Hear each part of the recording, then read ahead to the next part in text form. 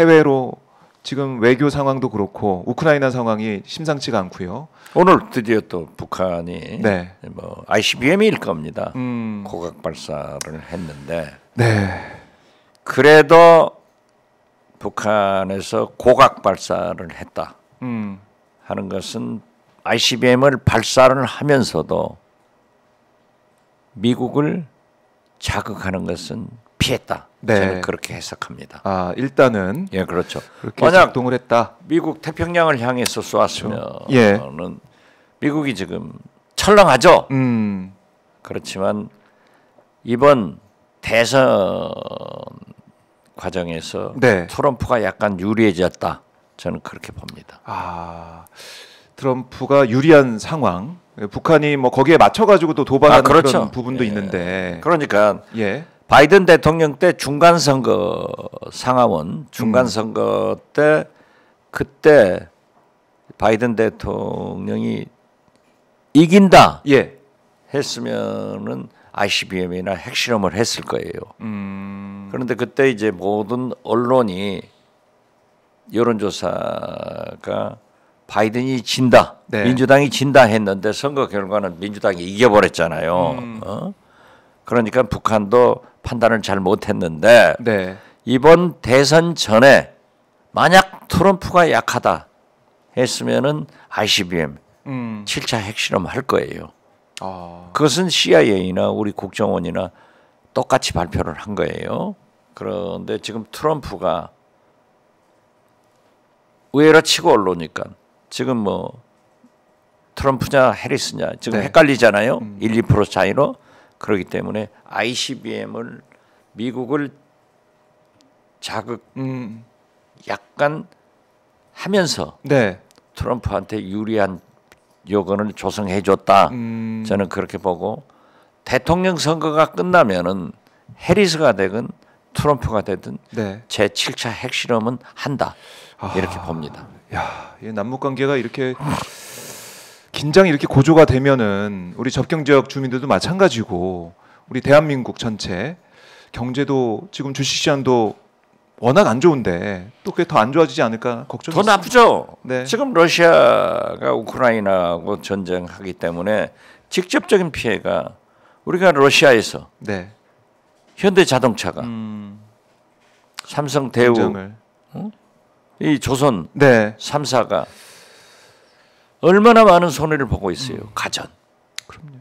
그리고 우크라이나 이런 게 곡물 이런 게 문제인데 저는 김대중 조선일보 고문 네. 3일 전 칼럼을 보세요. 아. 보수 논객 중에 논객인 김대중 고문이 우크라이나에 살상무기 보내지 마라. 보내지 마라. 네. 맞아요. 여기에서 잘못하면은 남북 대리 전쟁을 할 수 있어요. 그런 칼럼을 보고 야 보수 논객도 이러한 지적을 하는데 문제는 네. 윤석열 대통령 김건희 여사가 신문을 안 본다는 거예요. 신문을 안 본다. 꼭 좀 김대중 칼럼이라도 좀 보고 해라. 하고 내가 국정감사 때 예. 얘기를 했어요. 얘기를 했는데 어떻게 됐든 이게 큰일입니다. 더 문제는 우리가 파병 이건 북한이 세계 평화를 위해서도 나빠요.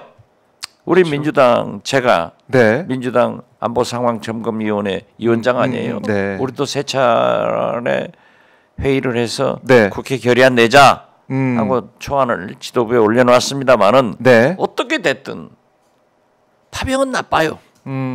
그러니까 빨리 돌아와라. 그리고 우크라이나도 전쟁을 종식시키자. 네. 이런 얘기를 했지만은 윤석열 대통령 살상무기 보낸다. 네. 이런 얘기는 진짜 외교를 몰라도 그렇게 모를까. 이건 안 돼요. 근데 그리고 더 문제는 예. 아니 세계 정보기관이 정보 활동을 어떻게 한다는 것을 언론에다 생중계하듯 발표하는 것은 그게 문제가 되는 거예요. 그동안 국정원이 이런 모습을 보인 적이 없는 것 없었죠. 같은데. 그러니까 이게 혹시 정치적 이용 아니냐 하는 것을 국정감사장에서도 저희 정보위원들이 강하게 지적을 했습니다. 그러니까 국정원장도 하셨으니까 그렇죠. 이런 국정원의 모습은 전혀 이제 말이 안 된다. 있을 수 없죠. 있을 수 없다. 그러니까 정보기관이 은밀하게 정말 수면 아래에서 드러나지 않게 정보 활동을 하는 건데 지금 국정원 1차장이 우크라이나를 또 가 있고 또 몇 번 가는데 이걸 발표하는 나라가 어디 있어요? 대놓고 공개 활동하는 그러니까 예, 국정원의 원훈이 음지에서 일하고 양지에서 를 향한다. 그렇네요. 그런데 자기들이 양지에서 다 발표를 하면은 이건 큰일이에요. 국정원이 아닌 게 되는 그런 상황까지 간다. 그렇죠. 이런 지적이신데, 근데 이번에 우리가 이제 참관단을 보낸다라고 한 얘기, 김영호 국방장관이 이제 간밤에 미국에서 지금 안보협의 회의를 진행하고 있습니다. SCM 한미 안보협의 회의 여기서 뭐라고 했냐면 이거 만약에 우리가 참관단이나 정황 분석단을 보내지 않는다면 직무유기가 될 거다. 그리고 참관단 파견이 파병에는 해당하지 않는다. 그리고 우리 군 파병은 전혀 고려하지 않고 있다. 이런 주장을 펼치고 있습니다. 그러니까 민주당 야당의 주장은 이거 사실상 파병이다. 국회를 우회한 꼼수다라는 지적을 했는데 당연하죠. 장관은 그게 아니다. 사실상 파병 아니에요. 그게 아니다. 네. 그게 아니라 이거 안 하면 직무유기다. 우리가 그동안 이라크전 비롯해서 각종 전쟁에서 쭉 보내왔다. 안 보내는 게 직무유기다. 이렇게 얘기를 하고 있어요. 글쎄요. 김영현 장관은 상당히 매파 전쟁을 좋아하는 그런 군 출신이지만은 어떻게 됐든 그러한 것을 보내는 것은 국회 동의가 필요합니다. 헌법적으로 돼 있어요. 그렇기 때문에 그러한 일을 해서는 안 된다. 또 사실 윤석열 대통령이 시행령 정권 아니에요?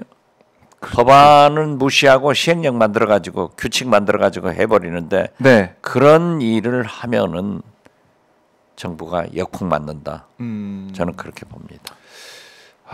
남북 관계 특히 이제 국제 정세를 놓고 보면은 우리가 조금이라도 삐끗하면은 여기서 글쎄요 돌이킬 수 없는 지경까지 가지 않을까 생각이 들어요.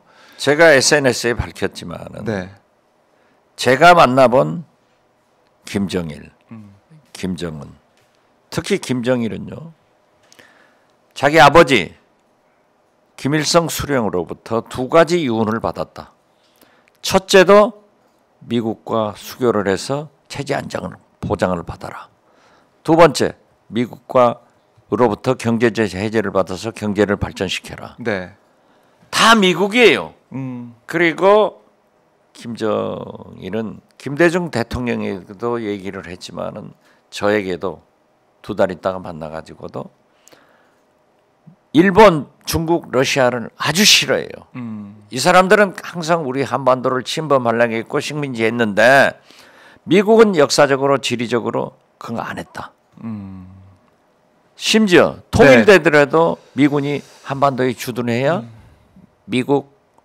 일본, 중국, 러시아 이 동북아 세력 균형이 된다. 이런 사람들이었으니까 우리 정부가 적극적으로 설득하고 미국이 손을 잡아줬으면 저는 북한이 친미 국가가 될 수 있는 소지가 충분하다. 이걸 내가 미국 당국들에게도 다 얘기를 했지만은 지금 외교를 잘못해가지고 결국 친러 국가 만들어 버렸잖아요. 그래서 파병하고 ICBM 핵 실험 이제 한다니까요. 이 2% 부족한 북한의 기술력을 결국 푸틴이 채워주고 있잖아요. 우리가 파병 그걸 규탄하죠. 잘못이죠. 그렇지만은 우리가 월남전 참전의 세 가지 요건하고 북한도 똑같아요.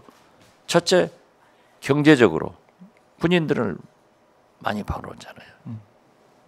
한 사람당 월 2,000불 그걸 환산하면은 연간 2억 5천만 달러를 거기다 플러스 알파가 있을 거 아니에요. 두 번째, 6.25 이후 북한군이 실전 경험이 없어요. 그리고 최신 무기를 사용해 본 적이 없어요. 이걸 훈련을 받. 세 번째, 미국이 우리 대한민국을 도와서 오늘의 경제를 이루듯 러시아가 북한을 돕는다고요. 그래서 네. 이 세 가지 요건은 우리하고 똑같은 길을 5, 60년 후에 북한이 가고 있다. 근데 또 하필이면 그게 이제 러시아랑 손을 그렇죠. 잡고 네.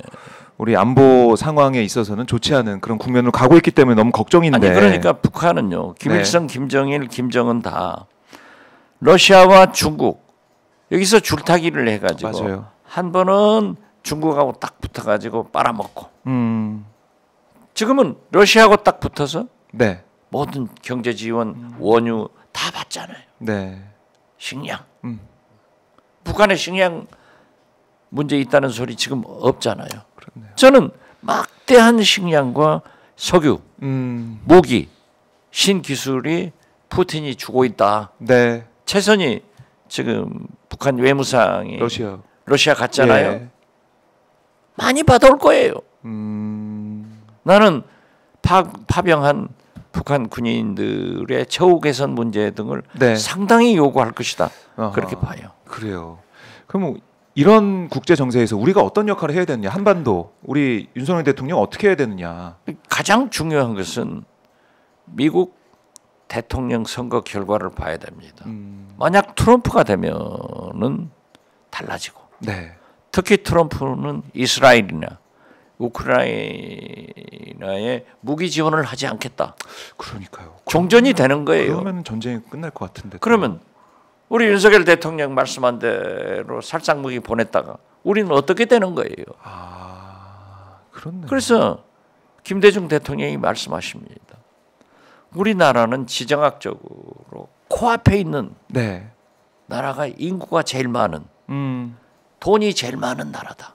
미국, 네. 일본, 중국, 러시아.